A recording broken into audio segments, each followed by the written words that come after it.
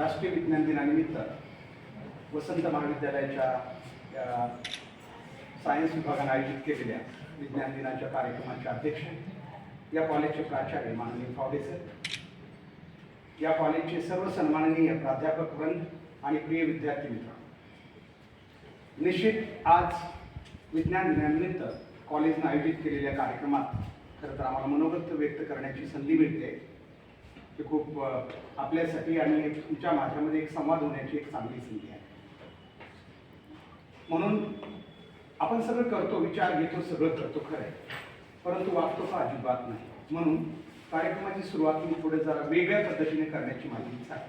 ते म्हणजे पाण्यावर आणि काही खड्यावर दिवा लावून आजच्या या कार्यक्रमाची सुरुवात करावी असं मला वाटतं. म्हणून आता मी आपल्यासमोर फक्त काही खडे टाकेमध्ये तुम्हाला दाखवून आणि पाणी, पिण्याचं पाणी आहे का सर? पिण्याचं पाणी थोडं, काळीपिटी एक, काळीपिटी एक, पाणी थोडं, पाणी पिण्याचं पाणी. खरं तर हा प्रयोग नेहमी आम्ही करतो, अंधश्रद्धा निर्मूलन समितीच्या वेगवेगळ्या क्षेत्रात कार्यकर्ते करतात, त्यामुळे कदाचित आपल्या सगळ्यांना काहींना परिचित असू शकतो. परंतु आज दाखवण्याचा मला उद्देश हाच आहे. फक्त पुन्हा एकदा तुम्हाला हे स्मरण करून देण्यासाठी की विज्ञानाचं आमच्या आयुष्यात खूप मोठं योगदान आहे. मात्र आपण त्याला तेवढं महत्त्व देत नाही जेवढं आपण इतर क्षेत्रात म्हणतो. श्रद्धा वगैरे हे ठीक आहे, कोणी त्याला नाकारत नाहीये, त्यावर चाललं पाहिजे. आपला ईश्वरी भाव असेल त्याबद्दल कुणाचं दुमत असण्याचं कारण नाहीये. परंतु आम्हाला जर ते शोषण व्यवस्थेकडे घेऊन जात असेल तर मग मात्र आक्षेप सुरू होतो. मानवी जीवनाचं शोषण जी व्यवस्था करते या अंधश्रद्धेच्या रूपात, आणि विशेष म्हणजे त्या विज्ञानाचा आधार घेऊन तिथून आम्हाला वाटतं आम्हाला काहीतरी मानवाच्या या शोषण व्यवस्थेविरुद्ध आवाज उठवला पाहिजे. आणि म्हणून आज निमित्तानं काही प्रयोग एक दोन मी आपल्याला दाखवणार आहे. कारण केवळ वाजोटी भाषणं काही आता आपल्याला परवडणारी नाहीये. खूप ऐकू ऐकू आपलं डोकं बधीर झालेलं आहे. मात्र जर त्या भाषणाला काही कृतीची जोड असली, काही प्रयोगाचं साधन असलं तरच आता माणूस ऍक्सेप्ट करू शकतो. कारण आम्ही सगळे वक्ते खूप झालेलो आहोत. देशाच्या कानाकोपऱ्यात असंख्य वक्ते आहेत, प्रभावी वक्ते आहेत, परंतु ते मनावर बिंबवणारे किती आहेत हा प्रश्न आहे. आणि मनावर तेच बिंबतं जे प्रत्यक्ष डोळ्याने दिसतं. मी तुम्हाला खूप तत्वज्ञान सांगायचो, तुम्ही असं राहिलं पाहिजे, तुम्ही तसं राहिलं पाहिजे, आणि प्रत्यक्ष मात्र माझं वागणं कसं वेगळं असेल आणि तुम्हाला ते माहिती आहे की मी कसा वागतो, तर त्याला काही अर्थ नाही. ते एक वांजोत्र भाषण होतं. थोडे खडे एक मला थोडेसे घेऊन या, थोडे बाहेरून खडे आणा. त्याच्यात काही नाहीये, बहुतेक काही असेल तर मी काही कचरा होता तो काढतो बाजूला. एक चिमणी आहे आपण बघताय, ठीक आहे ना. जर दिवा लागला तरच मी माझं पुढचं मनोगत व्यक्त करणार आहे, नंतर करणार. खडे आणले त्यांनी, खडे आणले ते थोडे. कुणाला शंका असेल तर बघू शकताय खडे. म्हणजे पुन्हा म्हणायचं तर आणखी काहीतरी सरांनी हा वर हात करून दाखवला, म्हणजे विश्वास नाही पुढच्या बसलेल्यावर, तिचा विश्वास नाही. ती म्हणते नाही मला माझ्या डोळ्यानं. शेवटी बघितलंच ती ना, हरकत नाही. हे खडे कुणाला बघायचे असले, दाताखाली घेऊन बघायचे असले तरी बघू शकतो. पण तसं तुम्ही करणार नाही मला माहिती आहे. कारण जादूगार जेव्हा बोलवतो ना तेव्हा कुणीच जात नाही. सगळ्याला उत्सुकताच असते बघायची. पण जरा पुढे या म्हटलं प्रत्येकाला वाटतं मला नको, मला सुरक्षित राहायचं, यानं काही माझं केलं तर तिथं जात नाही. म्हणजे आवाज स्वीकारायला कुणी जात नाही. हा नीट बघा. मात्र मजा बघायला सगळे असतात. तसे ठीक आहे. याच्यात काही खडे टाकतो मी तुमच्या समोर, ठीक आहे. आणि मी म्हटलं माननीय फावडे सरांना, कारण अराजकीय व्यक्तिमत्व आहे आपले सर. म्हणजे राजकारणात नसतात, राजकारणात लोकांना आगी लावायचं माहिती ना. पण आमच्या शैक्षणिक क्षेत्रात तसं होत नाहीये. माननीय फावडे सरांना मी विनंती करणार आहे, आपण काडीपेटी घेऊन तयार व्हायचं, आग लावायची, अर्थात ही चिमणी लावायची. सर विनंती करतो तुम्हाला. आता राहिला हा प्रश्न, आपले डोकेलाही चालते. कदाचित काळीचं डोकं चाललेलं असेल, नाही नाही तुला माहित नाही, ते पाणी नाहीये, ते पेट्रोल आहे. काहीचं डोकं कदाचित काम करणं सुरू केलेलं असेल. त्याच्यामुळं याची तुमची शंका काढून दाखवतो. माझ्यावर विश्वास नसेल तर सरावात तरी असेल तर एकच सर सांगतील की पाणी चुकलं, ठीक आहे. आता हे पाणी सरांना विनंती करतो, काडीपेटी घेऊन आपण थोडं पुढे आणि चिमणी लावावी. जर चिमणी लागली तरच या ठिकाणी आपण प्रयोग पुढे चालू ठेवणार आहे.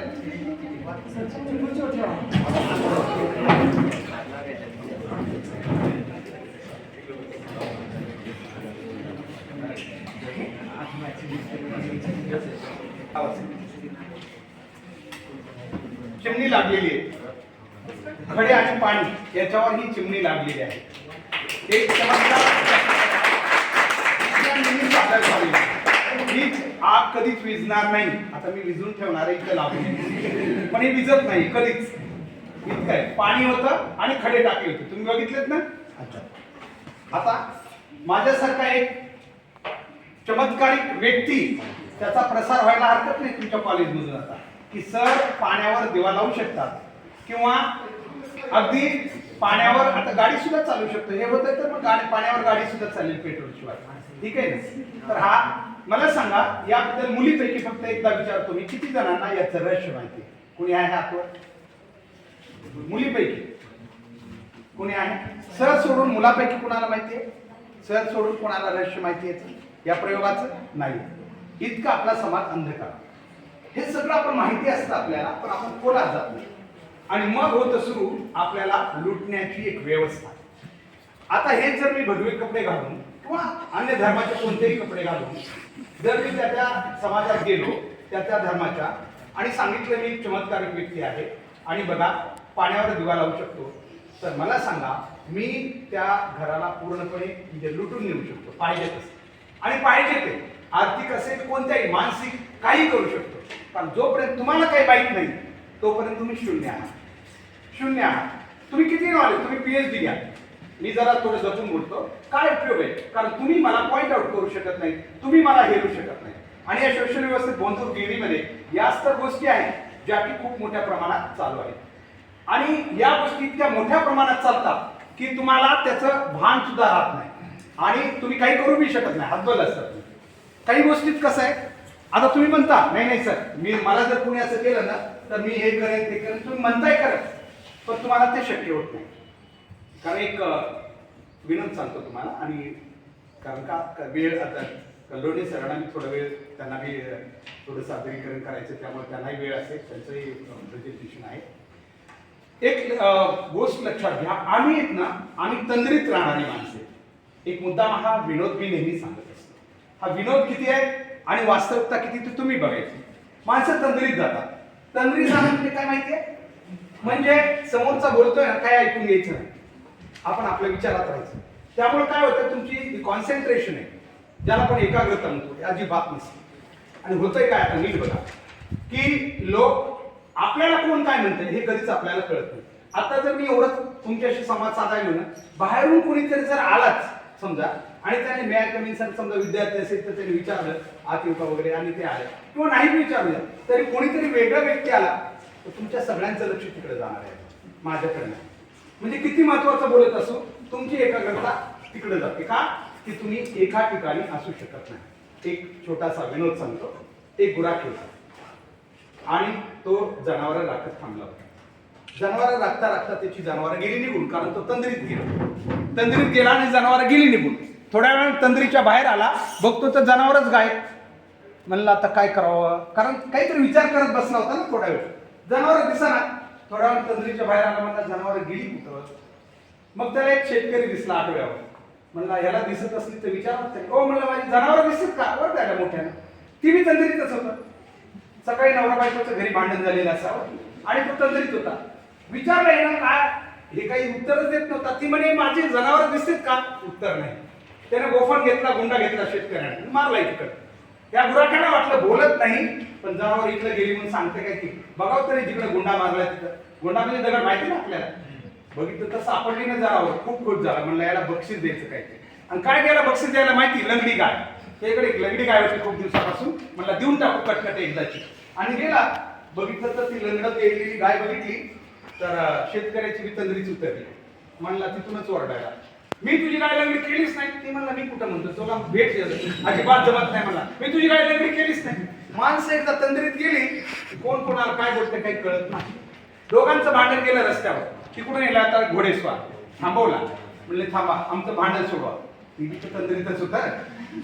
त्याला थांबवलं खरं. पहिला म्हणाला हे बघा याला गाय देतो घेत नाही. दुसरा म्हणला याची गाय आपण लग्न केलीच नाही. घोडेस्वार खाली उतरला म्हणलाय बघा कुणाला विचारा घोडे विकत आणले. तिघांचं भांडण. माणसं तंद्रीत गेली की प्रॉब्लेम होतं. तिघांचं भांडण सोडवायला गेले राजाकडे. आमच्या लहानपणी आमच्या आईबाबा गोष्टी सांगायचे. एक होता राजा, त्याला होत्या 2 बायका. या बी राजाला 2च बायका होत्या.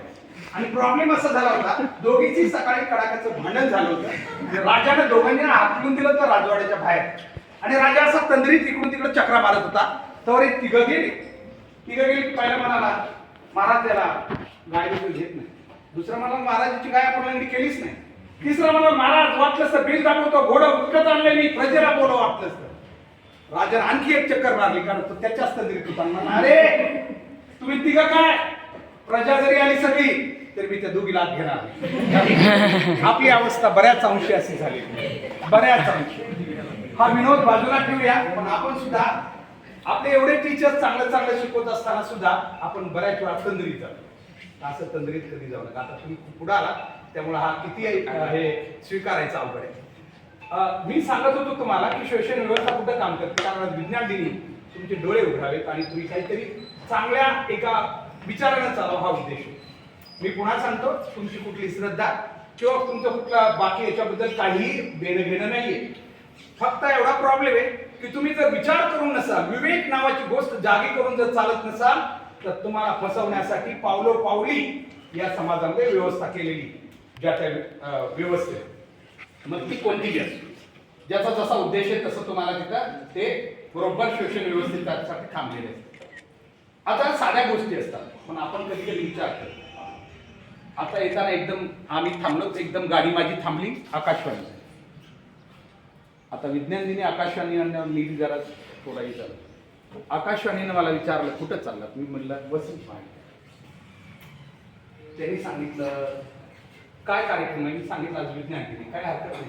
त्यांनी मला हळूच विचारलं राऊत सर मला सांगितलं की आंघोळ केली का. मी म्हणलं हे काय प्रश्न आहे. आंघोळ तर केली. कोणत्या साधनाने केली. मी म्हणलं काय नाही लक्ष न केली.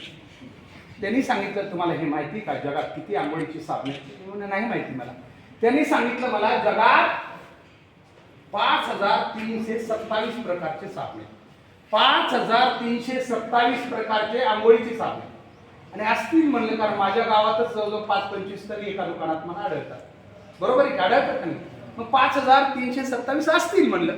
त्यांनी म्हणले असतील नाही आता तुमच्यामध्ये अशी क्षमता मी देणार आहे. म्हणलं काय जगामध्ये जेवढी साबणं आहेत आंघोळीची तेवढ्या साबणाचा वास तुम्ही समोरच्याला देऊ शकता. मी म्हणलं हे कसं शक्य. शक्य आहे असं मला आकाशवाणीने सांगितलं. आणि मला वाटलं हे खरं आहे का म्हणून मी आत्ता तुमचं या ठिकाणी संधी देणार आहे तुम्हाला. तुमच्यापैकी कुणीही या आणि जगातल्या कोणत्याही साबणाचा वास मागा. कुणीही या. एक मिनिट खुर्ची इथे घ्या खुर्ची. जगातल्या संधी दिली कुणी या मुली या मुले या लवकर या. वेळ करू नका. कोणताही साबण मागा जगातला. लवकर या चला लवकर. पहिल्यांदा मुलींना संधी नाही द्यायला तर मुलांना बोलत लवकर या. तुमच्या आवडीचा साबण मागायचा वास तुम्हाला मिळते का नाही हो म्हणायचं. चला ठीक आहे देशमुख आली बस सांग तुला कोणता साबण पाहिजे. डव. डव ना तो कबुतराचं चिन्ह असते त्याच्यावर ठेवूस ना. मला जास्त माहित नाही. जाहिरात वगैरे पांढरा रंगाचाच ना. ओके ठीक आहे. आणि वास आला तरच हो म्हणायचं खोटं बोलायचं नाही. 1 2 3 यस डव. हागी यस हागी डव. Yes correct Dove. कोणताही साबण जगातला पाहिजे तो साबण मागू शकता. आणखी द्या चला लवकर. कोणताही मागा. तिने डव मागितला तुम्हाला दुसरा मागा तुम्ही. आता बघा कोणता साबण पाहिजे सांग. नाव काय तुझं पूर्ण सांग. हा अच्छा निकिता ठीक आहे. निकिता कोणता साबण पाहिजे. लक्स. काय साधा मागितला सगळेच वापरतो. 1 2 3 लक्स आला तरच हो म्हणायचं. ओके ठीक आहे लक्स करेक्ट. यस आला यस करेक्ट आला. कोणताही साबण जगातला कोणताही तुम्हाला पाहिजे तो मागा. मुलापैकी मुलं म्हणतील आम्हाला काय. चला लवकर लवकर या लवकर या पटकन लवकर. काय नाव आहे तुझं. प्रेम. साबणावर प्रेम कोणता साबण पाहिजे. गोदरेज नंबर 1. ओके हिरव्या रंगाचा.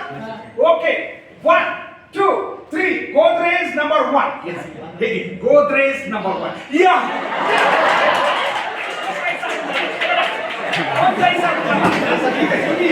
कोणता पाहिजे सांगा मग कोणता पाहिजे कोणता सीता फील का बार सो ओके काय हरकत लिस्ट मध्ये आहे माझ्या ओके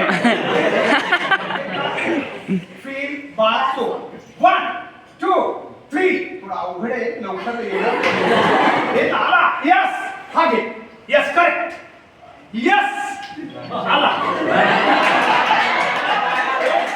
दोन गोष्टी होऊ शकतात एक तर याला नाकाच्या संवेदना कमी असू शकतात किंवा कधी कधी होत आहे काही काही लोकांना सर्दी झाली ना त्याचं नाक काम करते विश्वास ठेवा माझ्यावर नाही किंवा कमी आला असेल तू नीट बघ आणखी एकदा देतो नाकाचा प्रश्न तुझ्या नाकाचा प्रश्न आहे आणखी एकदा यस 1 2 3 आला तर नीट आता तुझ्या नाकाच्या अगदी जवळ आता बघ आता बघ थोडा थोडा आला यस करेक्ट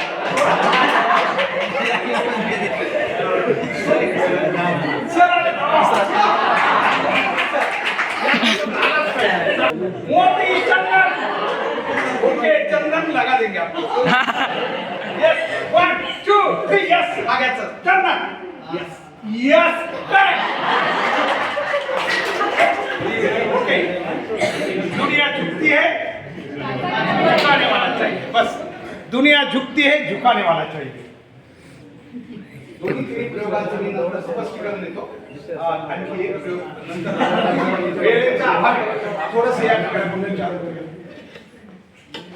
या जगात चमत्कार नावाची गोष्ट कधीच नव्हती आज मी नाही भविष्यात मी नसेल याच्यावर आमची अजिबात जग ज्या चमत्काराच्या नावानं पळत आहे ती त्याची मानसिकता फक्त मानसिकता अशी कुठलीही गोष्ट नाहीये जर असं असतं तर इथं बसलेल्या मान्यवरांना या नोकऱ्या करण्यासाठी इथं रात्रंदिवस सेवा करावी लागली नसती जर चमत्काराने जग पळत असतं चमत्कार ही आपली एक कल्पना आहे ती मानवी जीवनामध्ये फक्त एक मनशांती लाभण्यासाठी कुणीतरी आपल्याला दिली आहे की काहीतरी घडेल तुझ्या असं कर म्हणजे काहीतरी पण करण्यासाठी ज्या गोष्टी तुम्हाला हव्या आहेत त्यासाठी परिश्रम नावाची गोष्ट आहे त्याच्यानंतर प्रयत्न नावाची गोष्ट आहे आणि त्याच्यानंतर त्याला लागणाऱ्या अनुकूल गोष्टी पुढे आपल्याला कराव्या लागतात त्याशिवाय आयुष्यात कुठलंच यश कधीच मिळू शकत नाही हा आमचा दावा आहे आणि हा दावा तुमच्या माहितीसाठी आज विज्ञान दिनी सांगतोय महाराष्ट्र आणि 21 लाखाचं बक्षीस 21 लाख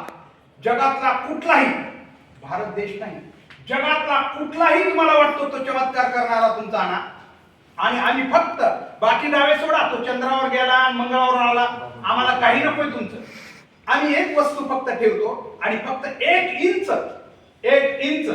विज्ञानाच्या कुठल्याही प्रभावाशिवाय तुम्ही फक्त हलवून जा पाहिजे 1 इंच तर तुम्हाला 21 लाखाचं मोठं बक्षीस नाही ठेवलं आज अनिसकडे जे रक्कम आहे ती 21 लाखाची आणि याला शासकीय हे घटनात्मक आधार आहे प्रत्येक जिल्हाधिकाऱ्यांना पत्र दिलेले जेव्हा कोणी आमच्या बरोबर करार करायला येणार आहे तेव्हा त्यांना फक्त 5,000 रुपये डिपॉझिट ठेवायचं तुमचा कोणताही जाणता काही पाणी बघणारा सगळ्यासाठी लागू आहे तुम्हाला बी माहिती पाहिजे सगळ्यांना पाणी बघणारा सहित लागू आहे मात्र पाणी बघणारा म्हणजे मी सांगतो आमचं म्हणणं एवढंच आहे आम्ही जिथं उभा राहू त्या तिथं पाणी सांगायचं त्यानं लक्षात आलं का आणि त्यानं जर सांगितलं 384 फुटावर पाणी आहे 384 लाच लागलं पाहिजे 81 ला बी नाही आणि पुढे बी नाही मागे बी कारण तुम्ही एवढं ऍक्युरेट सांगणार एवढं रक्कम घ्यायची तर तुम्हाला ऍक्युरेट सांगता आलं पाहिजे तुम्ही म्हणता नाही पण तसं कसं तर बाकी पाणी मी सुद्धा सांगतो आता मी जिथं उभा आहे तसंच जमिनीला गेलो असं